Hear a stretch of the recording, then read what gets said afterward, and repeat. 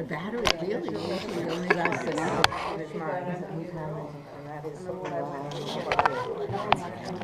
I'm sure you can. Make sure you can see him. You can't tell on this thing, so it's a wide angle. So. Linda, what time is it? 8:05. Thank you. Pastor Bessie. No, it's Netflix. What do you want to do? Scandal. Scandal, yeah. I love it. Did you watch House of Cards? Yes, but I know it just binged it. I binged it. We watched it all in 2 days. Wow. 3 days. 13 shows. Yeah, I was at Mac. Yeah. Well, she ironed. I have to finish Scandal before I watch. And Kai did watch it. He never watched it. House of Cards? Yeah, he loved it. And then Isaac wrote a critique of it that was brilliant. His friend Isaac? You read it? An email. Yeah, he read it to me. I said he could have been a film play. He could be a million things. The guy's a genius. So Kevin Spacey is very smart because when I asked him to do it, he said, Netflix is brand new. He said, you give me equity in Netflix. And he became very wealthy because he didn't take, I don't think he took his payment as an actor, he took it as equity in Netflix. Yeah, he's a producer. Here he is. Here I am. There's going to be another season. There's got to be. All right, well, why don't we get started? Now that you are sufficiently fed. Thank you all for coming. I appreciate you coming. I think Rabbi Dan. Okay. I'm just thinking His youngest it's not going to work out. Yeah, right. It could go very badly. Okay. But very sorry to miss. She's you can see a lot Mac twice. Okay. We'll work it out. It's okay. So thank you for coming. I think Rabbi Dan said it very well, that these are opportunities for us to present our passion.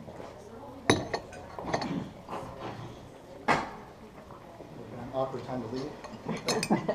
An opportunity to present our passion. And so tonight I'm going to do that. I'm going to present to you what has driven me in my work for most of my career. Okay? Okay. And I will be talking about the ADCs of leadership. I'll explain what those are. And certainly presenting a view, I suppose, my worldview in terms of how I've approached my work. And by no means do I want to impose it necessarily on anyone, but I'm really curious to hear what you have to say about it and to get your insights as well. One of my only regrets about talking so much at you is that I won't be able to hear as much as what you have to say and to teach me. And I'm sure I would have just as much to learn from each of you as you may learn from me tonight. So thank you all for being here. Just to get a sense of who's in the crowd, how many of you are here more so for your own personal goal setting as opposed to, let's say, leadership? Or just another reason, just to be here? I'm a groupie. Groupie. I followed Jeff Balin. All right. Got lots of groupies. Okay. Great. But So, here to learn, right? here to learn. We also have family here, thank God. And so, well, let's see what you take from it. I'll present this leadership model. It has applications on both personal goals as well as more corporate settings or organizational settings. And I'm curious to learn what your take is on it. So the ADCs of leadership, targeted progression. I'll give you a little bit of background where this is from. And my background, I won't give you all the details right now, just for the sake of time. But in 2002, I leveraged my previous career or careers into something called executive coaching. And I started working with leaders, mostly in many sectors. But I ended up working with people who were quite inspiring in the work they were doing, and I felt very privileged to be in that group. And so what is that now, 14 years? For 14 years, I've been having many, many conversations. And so the research, so to speak, behind this model is 14 years in the profession, 100 plus long-term professional clients. So what I mean by that, these are leadership coaching and development clients where I will work with them anywhere from 3 to 6 months to 2 years, 3 years, sometimes even 4 or 5 years. We will communicate generally on a weekly or bi-weekly basis, and I will help them sort out many of their organizational leadership issues. So there's a lot, if you think about what that means, there's a lot of time spent really looking behind the curtain, so to speak, in the way leaders think and the way they feel. I've often felt that maybe the only other person that knew as much as I did about many of my clients were their spouses, maybe. So it's a very privileged place to be. I also, 5 years ago, started working at Sauder School of Business, and that's given me amazing exposure.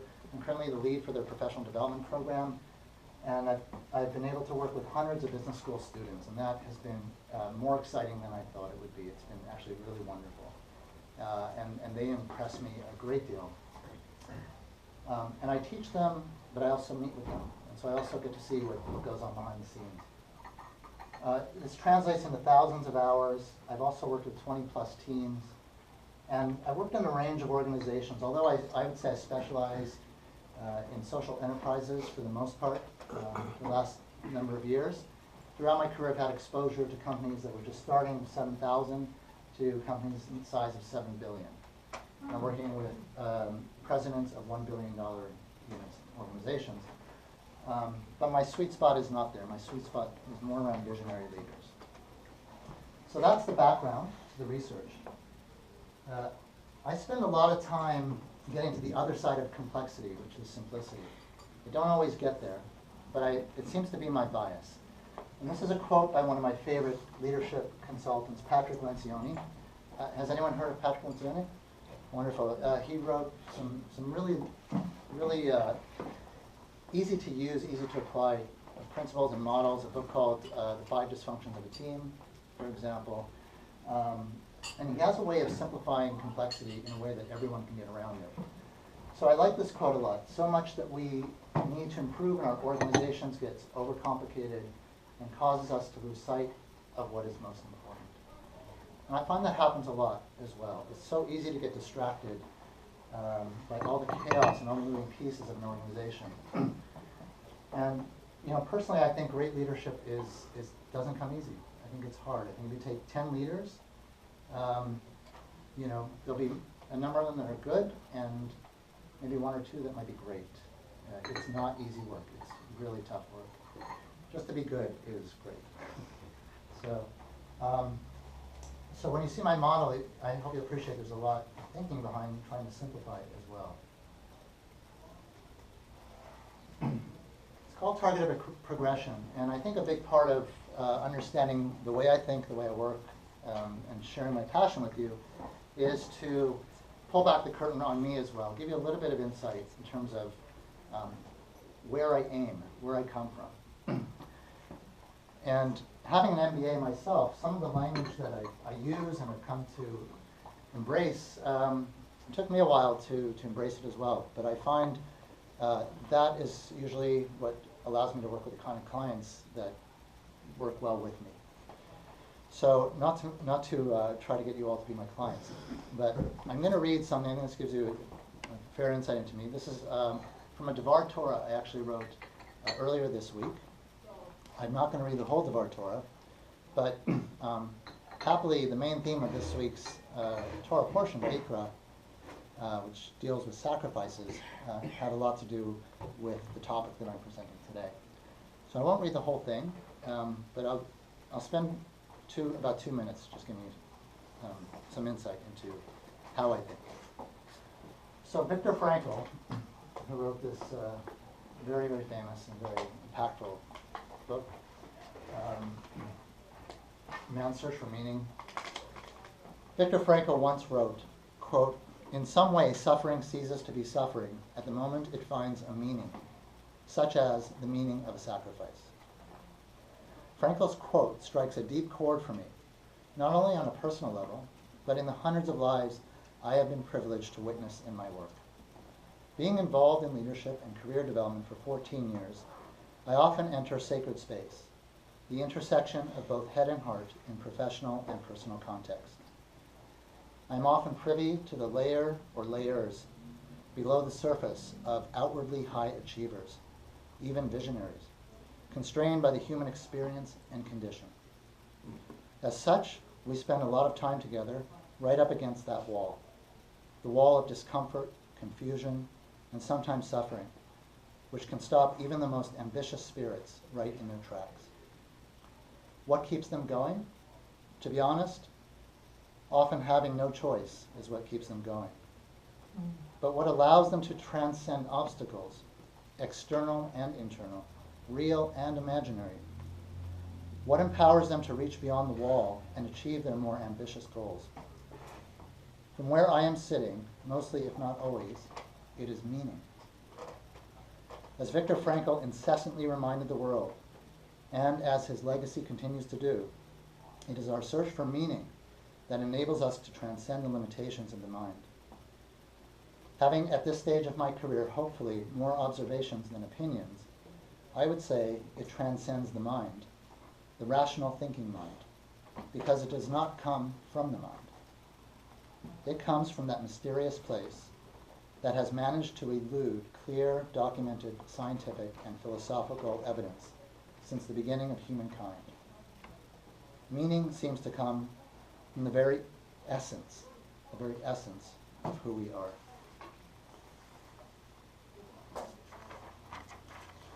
In my work, though I am unable to define what that essence is, I know when it is present.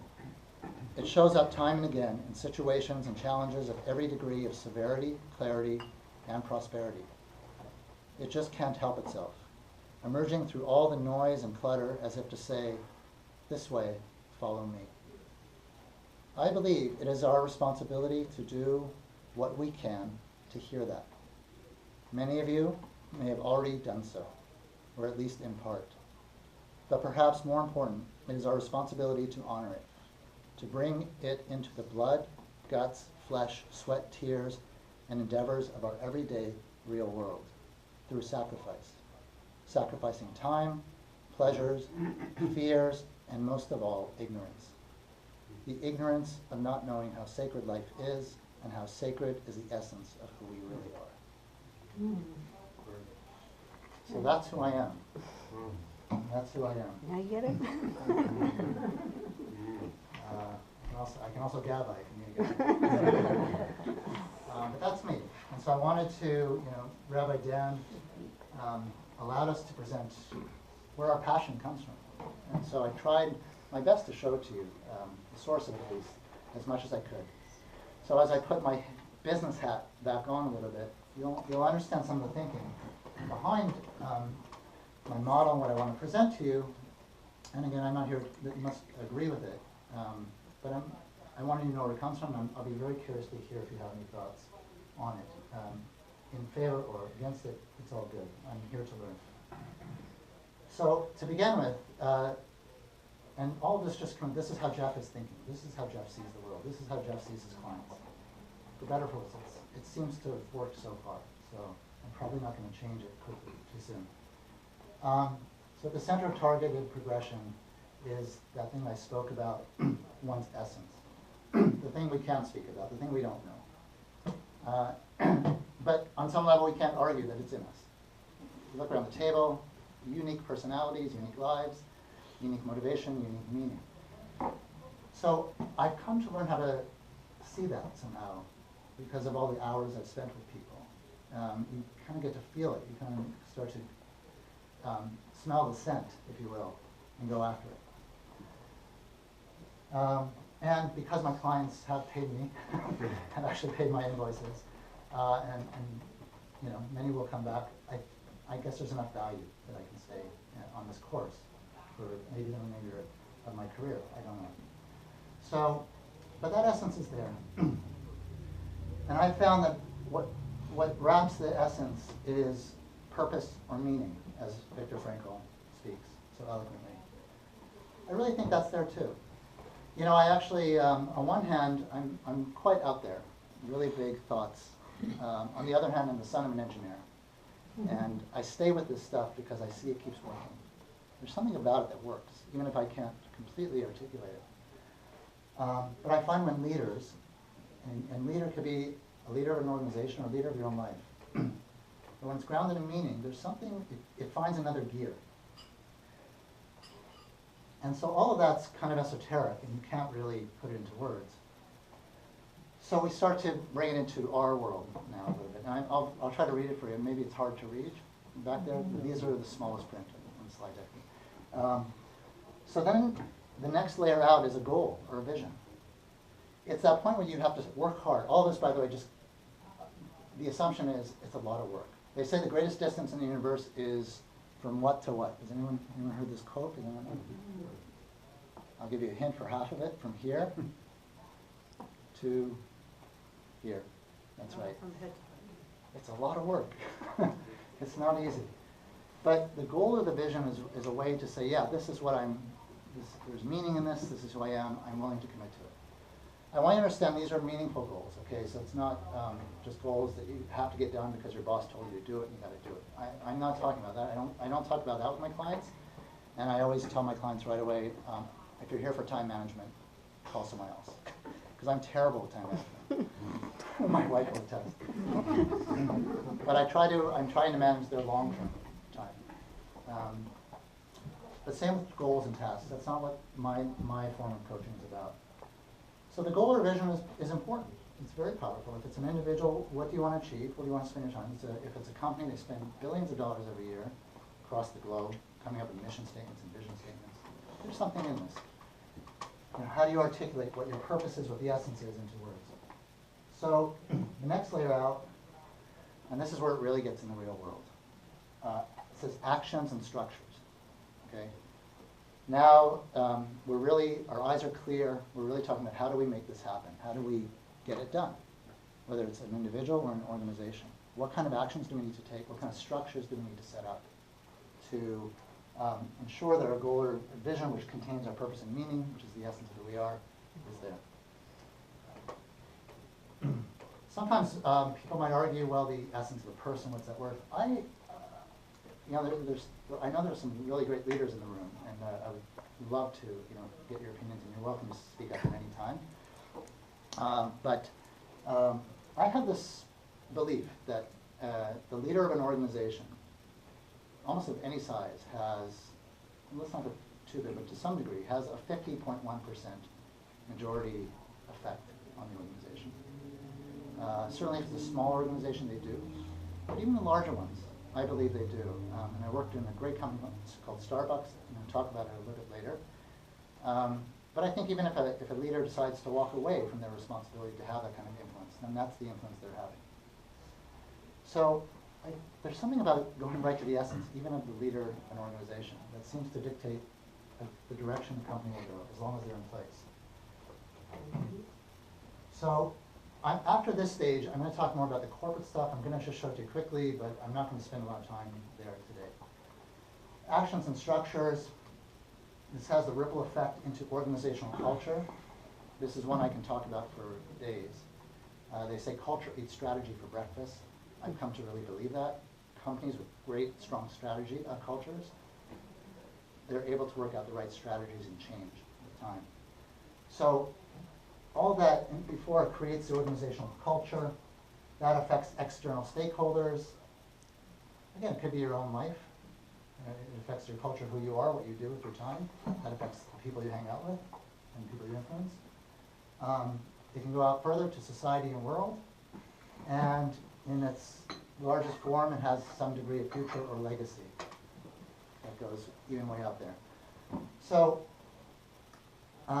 that's how I see the impact. When I'm working with clients and organizations, I somehow can connect the dots of when I'm having a conversation with the leader of an organization, how that's impacting many layers of reality.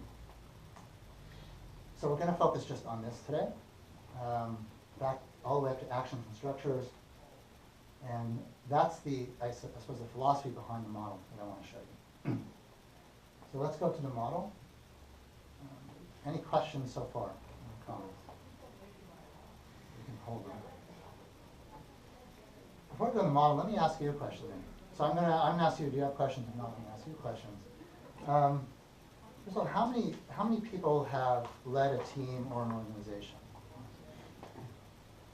Wow. Great. Okay. Perfect. So I'm really looking to you to for your opinions and insights in this. How many have ever received a management 360?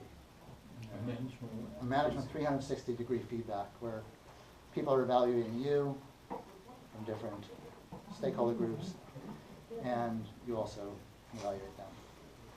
Okay. How many have taken personality assessments? Right. How many have had a meaningful goal of some kind? How many have had a New Year's resolution? You kept it. Okay. Well, that's right. I was going to say Amma, my mother-in-law. But my mother-in-law mentioned the big question, and kept it. And that actually is the heart of this model that we're about to go into. Keeping that. And whether it's a New Year's resolution or a personal goal or a 360 feedback where you've learned where you need to improve, or it's at the higher level of mission, vision, guiding principles, can you keep it? Can you keep that? The information's there. And that's what's emerged in this model. So let's switch over to the model. And like most assessments, there will be kind of this stage. I'm not reinventing the wheel. Again, trying to get through the complexity to give something simple that's usable. That's my MO. So like most assessments, you'll assess your level, where you're at with something, you'll identify actions that you can take, and you'll monitor or assess it over time. And if you're really on the ball, if you really want to keep that promise, you'll keep doing that. And I found that the leaders that seem to excel are the ones that keep this in mind. And again, on an individual basis, for your own private goals, I know I've had a few in my life as well, so I understand that dynamic as well. I think these are at play. So I'm going to go over the model with you. To begin with, you place a goal or a vision. Imagine being up here. Imagine it's meaningful, a meaningful goal or vision. How do you make targeted progression towards that? Well, here are the ADCs. Glenda, did you guess what they are? No. No? Okay. All right. So awareness of that goal or vision, discipline around that goal or vision, and this one I always found most interesting, courage in the goal or vision. And when I first, these thoughts come to us really, they're not ours, but when I first sort of saw things in this way, I was actually at my mother-in-law and my father-in-law's place here in Vancouver, and they have a nice big dining room table, and I took all my files of all my clients and I laid them out, and I looked through them, and I tried to suss out what is the dynamic. And these are the three that stood out. And like any model, as we know, no model is perfect. It approximates reality, and no human is perfect, including me.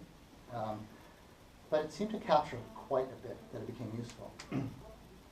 So I thought, well, maybe I should leave off the courage piece and put in something more businessy, even perhaps, or something more measurable. But I looked back and I thought, no, this was the dynamic. This was the physics that was in play to make one's goal or vision, to keep it, to keep that goal or vision, to make it manifest. So, in more kind of lay terms, awareness is really what you know, or an understanding of the self and external realities. So, I'd like to hear from some of you, what does that mean to you? There's no right answers here, it's more of a discussion. Awareness in your roles as leaders, what did that mean to you in terms of what you know? you know, was it understanding self and external realities, or was it something else? What? Yes. One's own strengths and weaknesses and that of their team, Okay. and So that- how you can best use the strengths and avoid the weaknesses or improve on the weaknesses somehow, Good. if it's possible. Yeah. So this is all going up into the realm of knowledge, what you know, and awareness of that, as opposed to being unaware. And we're adding this layer as it pertains to the goal or the vision that you want to achieve. So that's a good one. What else? Awareness of relevance of your either company or Sure. a product or what it might be in That's itself right. even. Yes, relevance, I the marketplace. aware that you fit. Yeah, so these are some of the external realities, Yeah. right? The marketplace. Well, you have to be accountable to a board of directors or to stakeholders, shareholders, or to Right. stakeholders. So I think you may have an awareness of what you can achieve, but you're constrained by different stakeholder groups to That's achieve right. those goals. So you have to know what those realities are. Right, again, these are the realities. That's right. Imagine you didn't know that. And some people don't. Dennis, you had a, Well, I was just thinking, you know, when I got into a leadership role, yeah. I was very cognizant all the time of what I didn't know. Mm. And that was what I focused on. I think when I Yes. was given the job, it was because I was hired for what I knew. And then when I got into the job, Yes. I realized all the things I didn't know. Right, correct. So that's very good too. What else? Courage. Sorry? Huh? Act of courage. That took courage. We're going to see the I interplay. had no option. That's right. That's right. That's with the courage. Yeah. But, I think taking a look at your employees or the people under you, yes, I think that's the greatest source of knowledge yes. there is. Yes. You can take all your books, Right. but if you communicate with your staff, your employees of every nature, Yes, they can tell you more than you know about your own That's what I business. found. yes. Yeah. So these are outstanding answers. These are where awareness is high, and it's not to the fault of people, because I think sometimes they're just too busy, or there's too much pressure, or a lot of dynamics, but it's still physics. If you don't have that knowledge that you're speaking about, it's hard to reach that goal. It's a bit of a crapshoot. You're rolling the dice. So I have found that the more astute leaders are understanding that that's important and investing time in that, whether it's the people, or knowing what they don't know, or the marketplace conditions, or Simon, what was yours again? Strengths, limitations. Or their own strengths, going inside. Question though, Yes. what if you're locked into a corporate culture? You understand awareness, you're Yes. willing to That's take right. what you can, but you're locked into a corporate situation that is back 50 years, Yes, and you have no way of changing it. that's right. So, if, we're gonna get to that, we're gonna get to that. Sometimes you can't. But Faye's right. I mean, if it was so against kind of a meaningful goal for you, Yeah. if meaning was missing, I would suggest. It's one of these things, we've Yeah, always done yeah. it this way. Yeah, that's And right. that's the hardest thing to fight It's against. very hard, and you'll see when we get to courage, Mhm. there's so much of that. That's why, as you can see, it's physics. Of course, it's physics. Cause and effect. Let's go on to discipline, which is not, if you do it my way or the highway, or I'll discipline you. But rather the discipline of going after this goal or vision on a regular basis. So what, in other words, this was what you know, this is what you do. In other words, committing the time and resource consistently to the goal. Again, consider the physics of that. So if you have a goal, or a company has a goal or a mission, but they're not walking the talk, then it's physics. It generally doesn't happen. You know, Enron had one of the most inspiring mission statements I've ever read. It was fantastic. And I'm not even blaming Enron, because I think human behavior, you know, day after day, it's easy to make a series of bad mistakes and have escalation of commitment to previous standards that you set. So it's not about Enron, but it really is, if you said that was an important goal or vision and had meaning for you, are you actually doing it on a daily basis? Jerry? Yeah, the thing that comes to mind about this is that if you take on a leadership position, Yeah, committing time is different than if you're not the leader. yes. And if you're really interested in a goal or vision, Mhm. then time is irrelevant in the sense that you're there all the time. You can't escape it, and you probably shouldn't try to escape it. I mean, there are, I know, some provisos about that, where you have to take care of yourself, but it's not a 9-to-5 job. Right. And you have to be prepared for that, Mhm. because, number one, lots of times you can't get progress to your vision unless you are there to shape it and be around and available.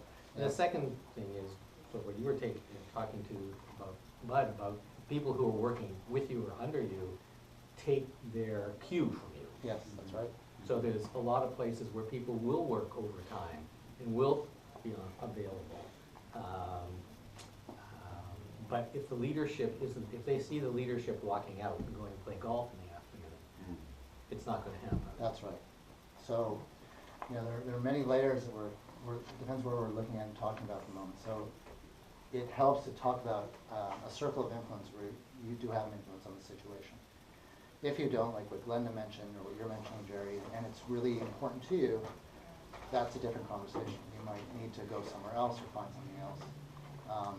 But because you don't have the leadership authority or power within an organization to make the change. Having said that, I don't know how many people have read Stephen Covey's 7 Habits of Highly Effective People. So he talks about circles of influence. And he recommends you focus where you can influence, where you can make the change. And it may not be ideal, I may not be able to change the Sauder School of Business yet. But I make my influence where I can. And I struggle with it. These are not easy, and these are not overnight fixes. But actually, and my wife can probably attest to this, 5 years ago, I rode home almost in tears because I couldn't make any change. Dennis, like academic institutions. Oh, get it. Aren't they world renowned for their flexibility? Do you want to look at my back? But eventually, I found my circle of influence was with my students in my program. And now I'm leading a program where I've redesigned professional development programming. It's another topic, but I'm bringing in all these, what they call 21st century competencies. So I took a note from Stephen Covey's book. Well, I'll focus on my circle of influence because that actually had meaning to me. Changing Sauder was kind of more of an ego thing, nice, but wasn't really what it meant. I would suggest if you had a deep, strong desire to change an organizational culture, you'd probably be more driven at least. But your point is well taken. If you don't have that level of leverage over an organization, you'll be limited. Yes? I'm just wondering if the word grit could be another word for discipline, or is that going more so on the next one, the courage? Yeah, I think it will come up more resilience, grit, more on the courage side of things. Because that's often what I Yes. think of it. One thing is nice to have a goal Yeah. and vision, but if you don't, That's right. So you can see the physics of it again. yeah. I don't know. I think Sharon's going to watch this, so I'm going to use her on the camera. She's going to be on the camera. So I often use this, just the physics of it. And let's go to courage. I'll show you the physics in a second. So this is now what you overcome. So moving beyond fears and setbacks. And, like Glenda's example is a great one. But if it's something that's really important, you may have to muster up enough courage. And you may not change it. But you still may need to voice it if it's that meaningful for you. Because then you sort of start to die a little bit inside. I've seen that. It's not as good. If it's important enough. If it's not, don't worry about it. So moving beyond fears and setbacks. So if I want to, put my hand on that camera, for example, and I really want to do it, but I have now this fear, this voice in my head says I can't do that, and everyone's watching. It's a little bit awkward. I may actually trip on my way over there. I may knock over the camera. That'll be embarrassing. And so I've talked myself out of it. And so I've never actually walked over to the camera. But if I can move a little bit beyond, and we'll talk more about this within your sort of just outside your comfort zone, but within your comfort zone, then I'll at least take one step. I at least haven't talked myself out of it completely. And I realize this isn't so bad. No one's laughing yet. I feel good as I'm walking. Say hi to Sharon. I'm improvising. I'm seeing a whole new reality. I can mix it up. I can tell Sharon. Everyone's here. What's that? Now you're going to drop it. Now I'm going to drop it. That's right. Now I'm really brave. That's right. So, and I did it. And now I have the experience of that. Okay. And that might have been an important goal for me. I mean, you might think, maybe not looking at camera, but inside me I know, because when I first did this, I was scared to do something like that. But I knew I eventually wanted to do what you see me doing today. I wanted to work with leaders, I wanted to stand in front of teams, I wanted to teach. I have to learn how to do that. It was meaningful enough to find the courage. So again, the physics. If not, I stay back here and I never know what that's like. All right, so the recap is what you know, what you do, and what you overcome. Okay, I'm going to keep going just to try to manage time. That's good. I'm not your timekeeper. Okay, so I'm watching the clock there, and so these are really the lay terms, dynamics of what I have seen happen over the years. So let's look at the model. Okay, so we're going to look at a few different scenarios. Remember that target? So this is not an exact calculation, but we can assume when a person or leader's awareness is high, and discipline is high, and the courage is high, as we have defined and talked about it, there's a really good chance that they're meeting that target. Okay, and I have to say, I keep seeing it again and again. In the student population as well as in the professional population, when they know what it is, they're learning all the information they need, they're very disciplined, their investments are matching up with what they want to achieve, and they keep making some very courageous decisions, then it seems that they're getting closer and closer to the vision. And by those courageous decisions, you don't kid yourself. You remember I told you I get to peek in the heads and the hearts of leaders.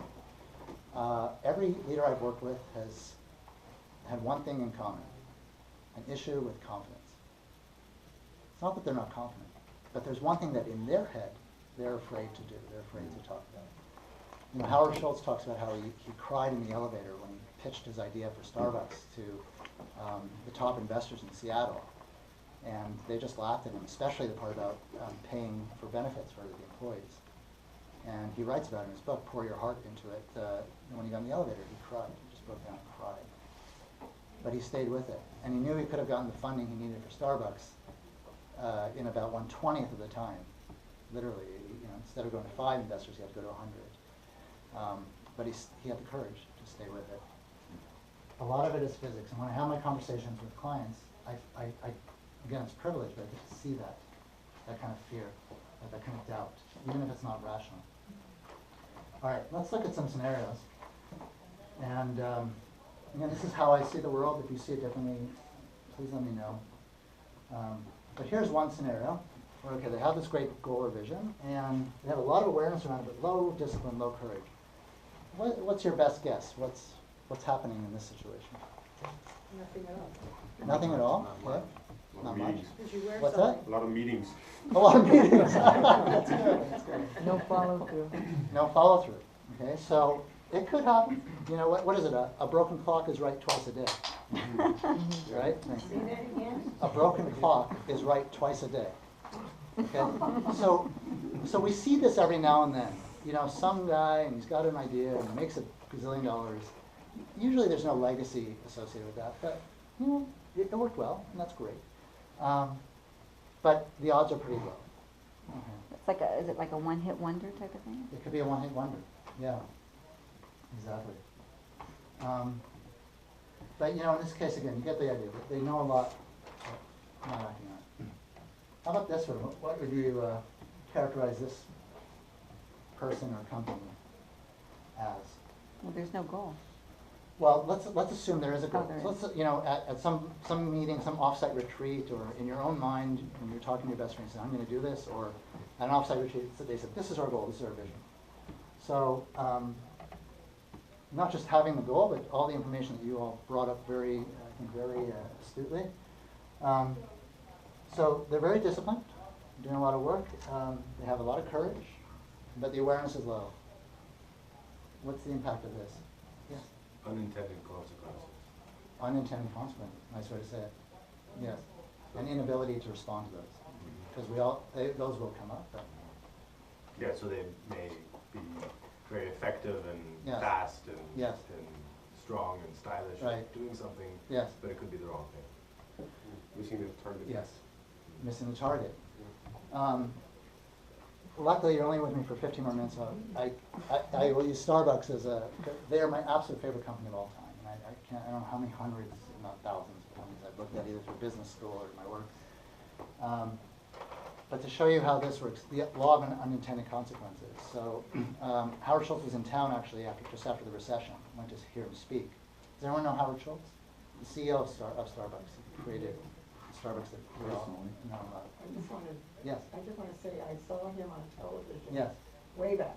Oh. He was asked, he was giving a, whatever it is, his bio, whatever, he was, Yes. and his goals and everything else, whatever it was. Yes. At the end, the guy who was, the TV guy said, that was really good. Yeah. And Schultz said, really? So I'll add supportive TV guy to my model. Yeah, that's great. I met him a couple of times. I've looked him in his eyes. I've read his books. I worked for him. He's a really remarkable guy. And so it was 2008, and of course the recession hit, and like every company, stocks went down. And they met, of course, and they looked at their financial sheets, financial statements, and they saw a line item in the financial statements that was so high that if they just ratified that, or they could remove probably most of their financial debt. So what line item do you think that might have been? Benefits. Benefits, right? Or training. And training, that's right, which is also a big part of the culture.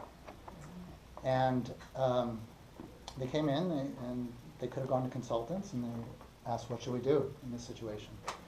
And it took Howard Schultz about 2 or 3 seconds to get the words out and say, there's no way we're touching it. So what do you think was the outcome of that decision, that 2 to 3 second decision? Support from everybody. Support from everybody. Buy-in.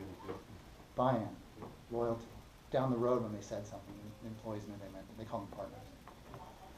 So, Starbucks has that effect. A lot of people think they're brilliant, but they're making more coming from meaning and purpose and sort of that center place when they make their decisions. That they're aware, and so they knew what their values were, they're disciplined, and they're courageous. A few more scenarios. Here's one. Awareness and courage is high, discipline is low. What do you call this? Sloughing off. What's that? Sloughing off, playing golf. Yeah. Scattered. Scattered. Yeah. So again, could be a broken clock, but I wouldn't put most of my investment into that. Here's another one. Awareness is high, discipline is high, courage is low. Well, you may have other people making having the tough conversations or making the hard decisions. Right.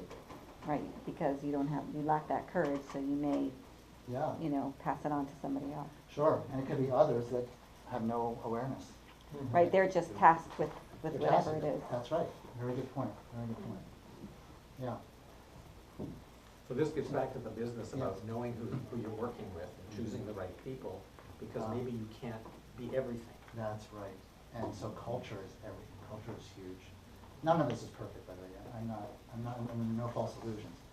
But that's why culture is so huge. And big companies are spending time working really hard on their awareness and being disciplined around being courageous and attract the right kind of employees. Of course, probably the world's most famous example of that these days would be what? Anyone know? Is it Apple? It's the new Apple. What came after Apple? Google. Yeah, Google. They do all kinds of things.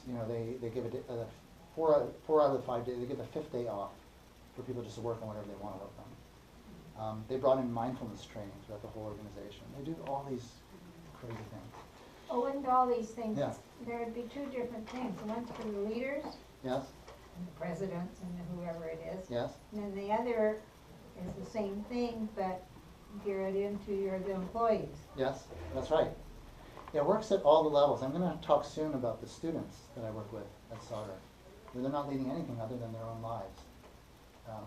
But it's still the same dynamic. Same dynamic, Yeah. but it has to come across differently, I think. That's right. That's right. And it's cliche, but I do view leadership not as the person that gets in front of the room and says, "Okay, follow me." That's one type of leader. I mean, even Moses and Joshua were different. That's my only Torah reference tonight, I promise. I won't promise, I'm trying. So, you know, every leadership style is different.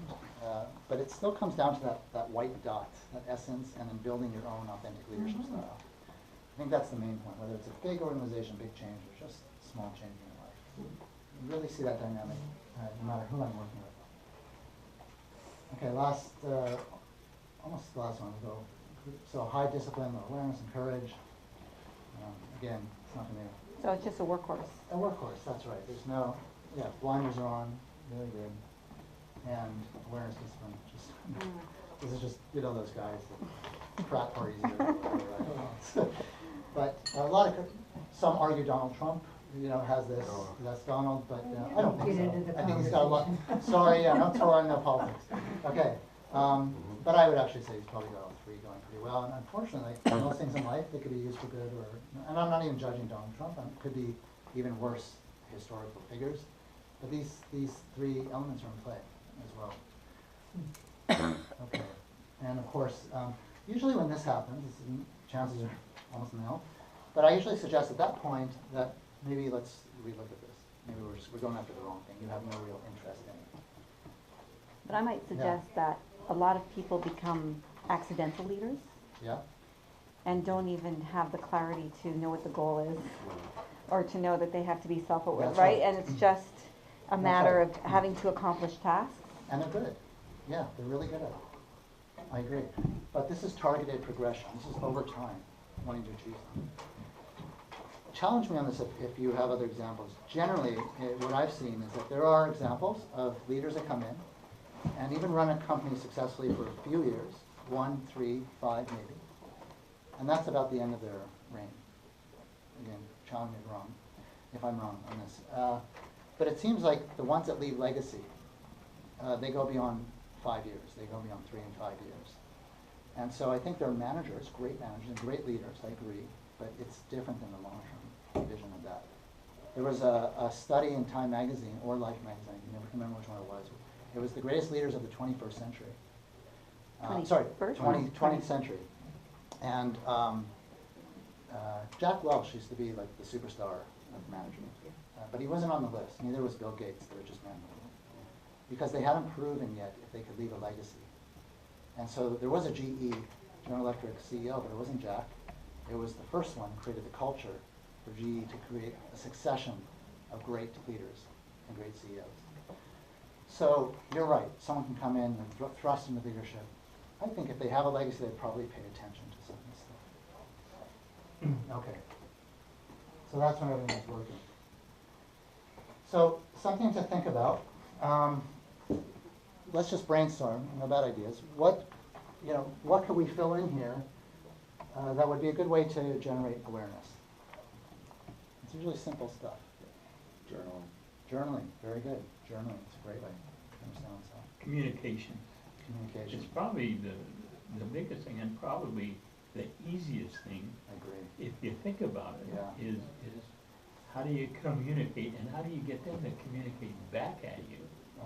And I think that's a big I challenge. think that's a key. Yes. It was for me. Yes. And you know, you're talking maybe be there for 3 to 5 years. Well, I was at the same position for 33 years. Wow. And we grew and grew and grew and grew. Yes. And I knew when I was too old to grow anymore. Wow. But surprisingly, I'm still there. and I don't understand it. Right. Well, and so when you say communication, Just sign the checks. when you say communication, sign the check. Just sign the check.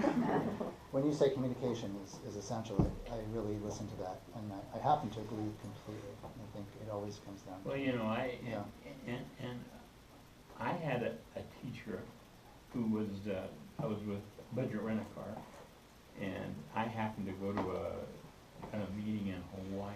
Yeah. And the guy who owned the Hawaiian Islands has turned the thing on called customer care. And I brought that back and I developed a program and everything. And then I invited the Alberta people in. Pretty soon, we had all of our meetings here so they could hear what's new in customer care. Huh. And just that subject alone Yes. covers so much Yes. that, you know, Yeah. I'll give you one example. I developed two pieces of paper.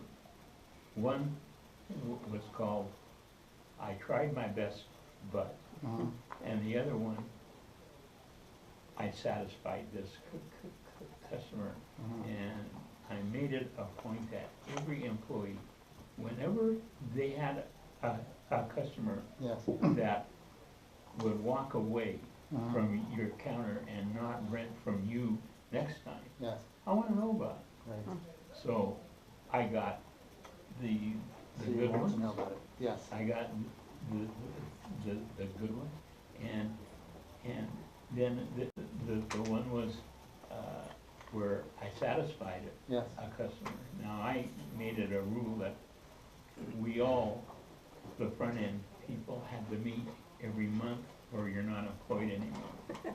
And Yes. and Even Jimmy Madison. that's all right, It's called discipline. Yes. Discipline. That's right. but Absolutely. we learn more. Yes.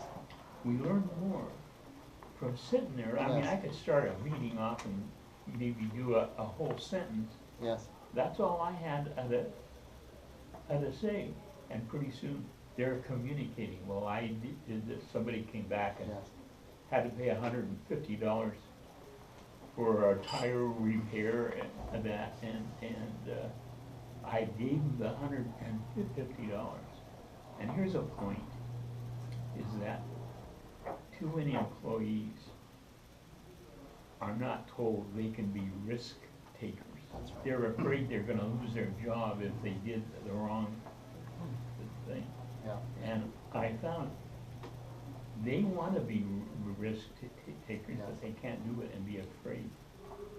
That's right. You've hit on a lot of the leadership principles that create all of these. So, you know, if you look at Bud's example, just alone, there was awareness in it, there was the discipline of doing it, there was the courage that is Right. through permission, which is a really big one. You sure you didn't develop this model? He might.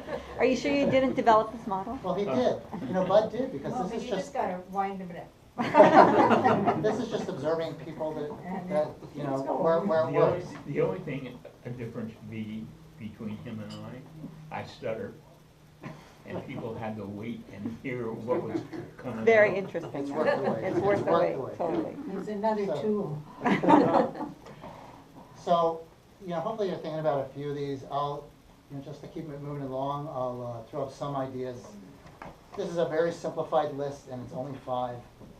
Your creativity is endless around this, but it's just to get you thinking. How do we increase our awareness? Of course, asking others is a great way. Assessments are useful.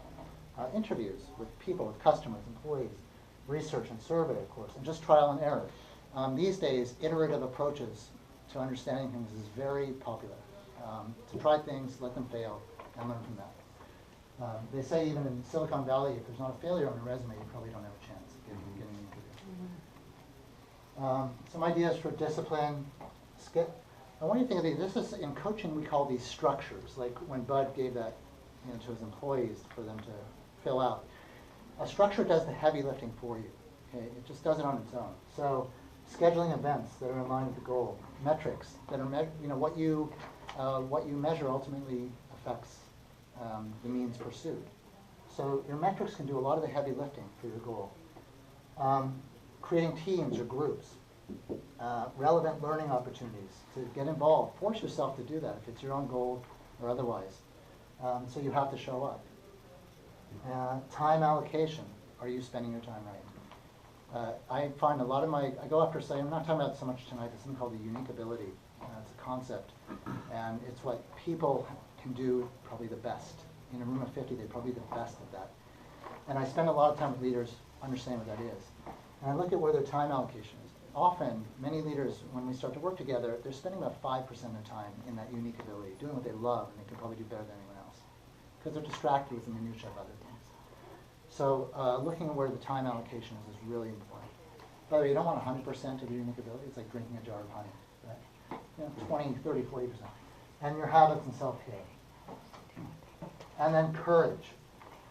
It's endless. I wanted to ask you, a student asked me the other day, raised his hand, he said, are you born with courage, or can you develop it? I think it's development. Develop it? Yeah, you can. I think you can develop it. Yeah? Okay, good. Then I'm still in business. I think something But you Jeff, have if you're probably- born with it, you Yeah. could also lose it. You could, yeah. Yes, you could. can. Events- Yeah. events can- Circumstances can cause you to lose courage. True. Yeah, they can. Was Moses born with it, or was it developed over time? I'm not allowed to talk about that. But it's a great topic. So, ways to develop courage. Again, relevant courage, targeted progression towards this. Not just to be bold for the sake of being bold. That's not courage necessarily. That might come easy for you. Ways you can do it. Support and community. Again, people. Like Bud keeps coming back to communication, which is community, which is people. It's so important. Practice transparency. What I mean by that is, if you don't know the answer, say you don't know. If you're in a situation because these events have led up to it, say that these events have led up to this situation. It builds courage. You realize that your life is not. You don't be so scared of it. And it usually works really well.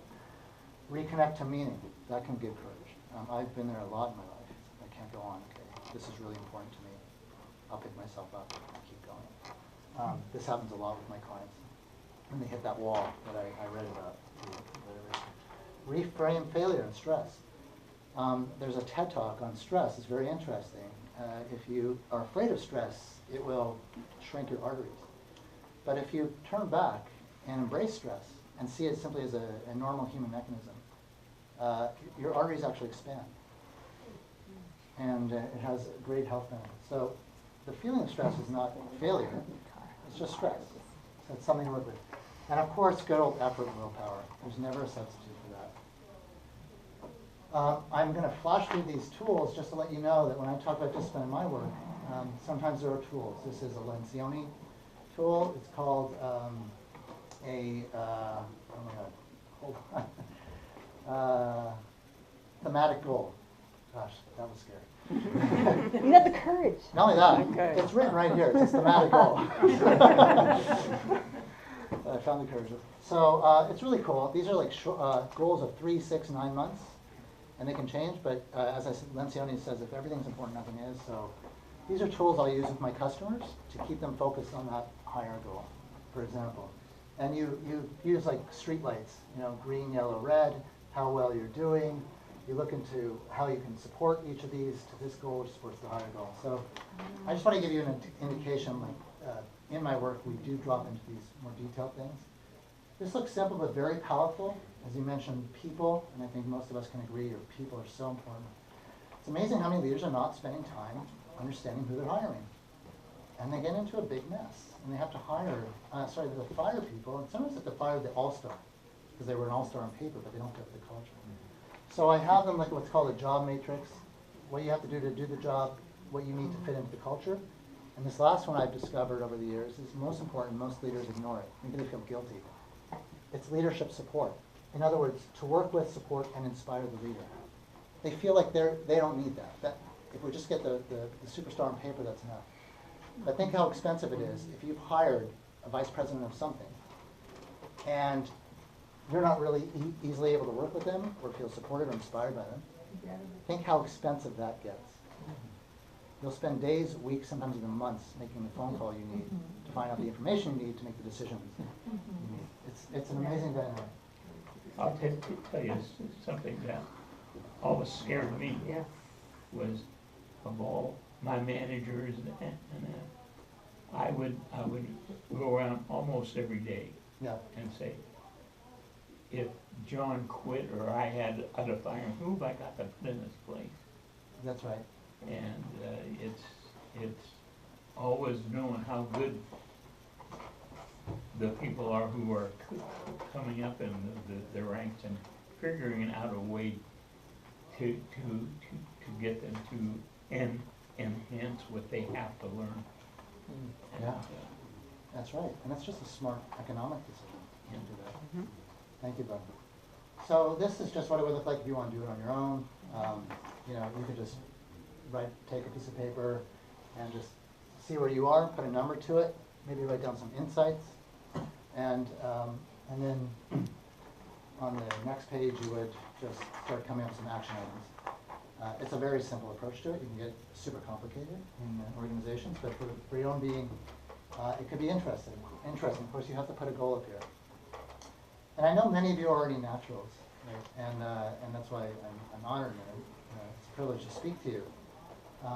But it's interesting to have this dynamic, or if you're working with other people, your children, students, employees, it may help you.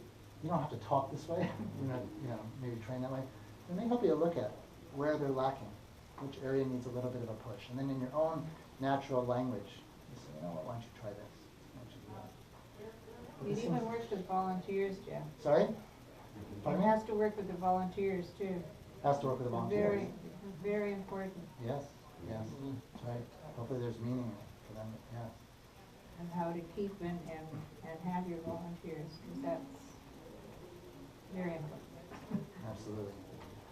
By the way, I'm only a coach. It's the leaders that are doing the real work. Yeah. I'm just sharing my observations with you, and hope that there's something there. But I agree, it's very important and very hard. So, does it work?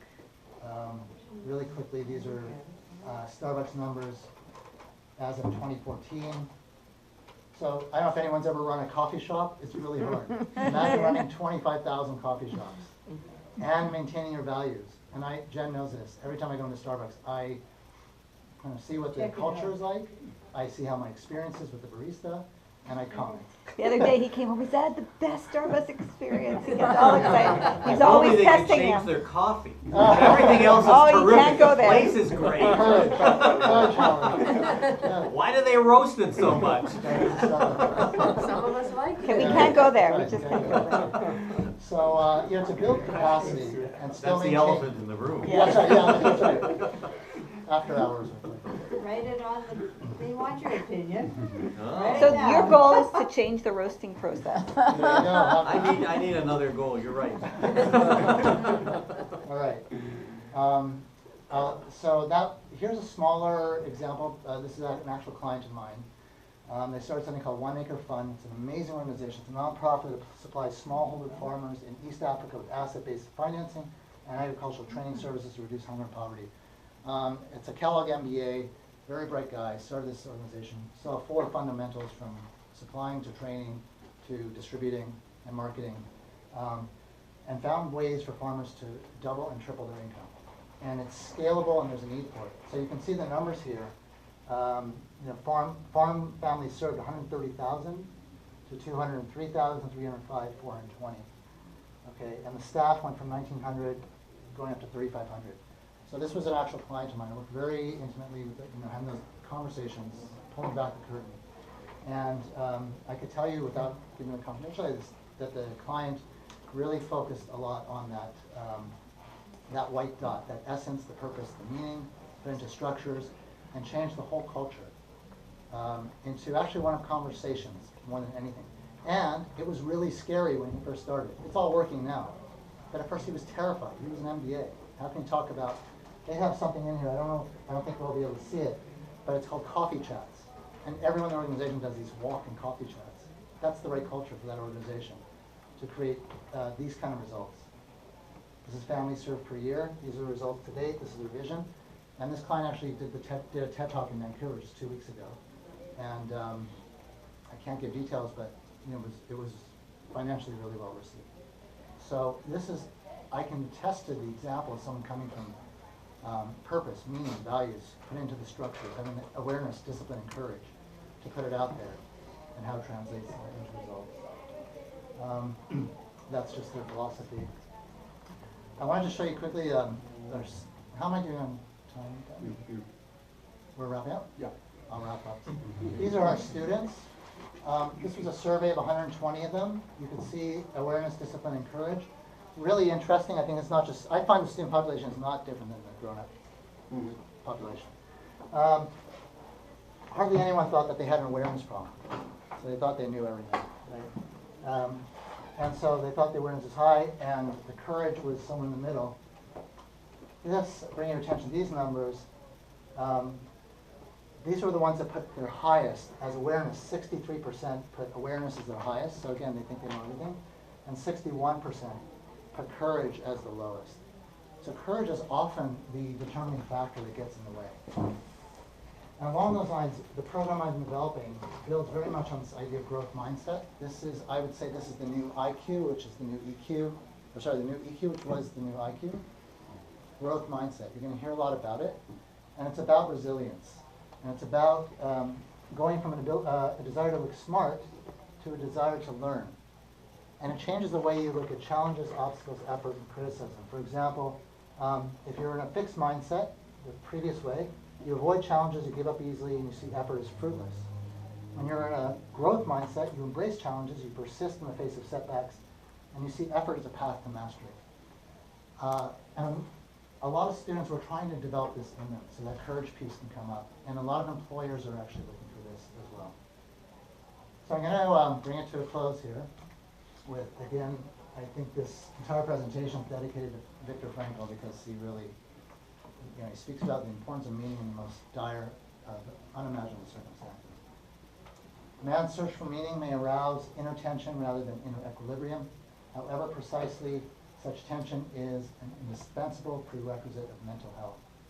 There is nothing in the world, I venture to say, that so effectively helps one to survive even the worst conditions as the knowledge that there is meaning in one's life.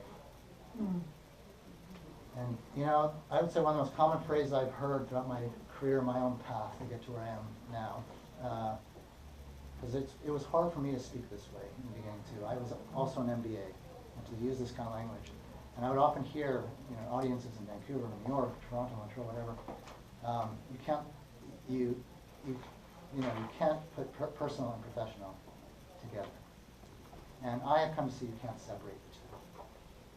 And so I think that little dot is really where it all comes from. So thank you for your time, everyone.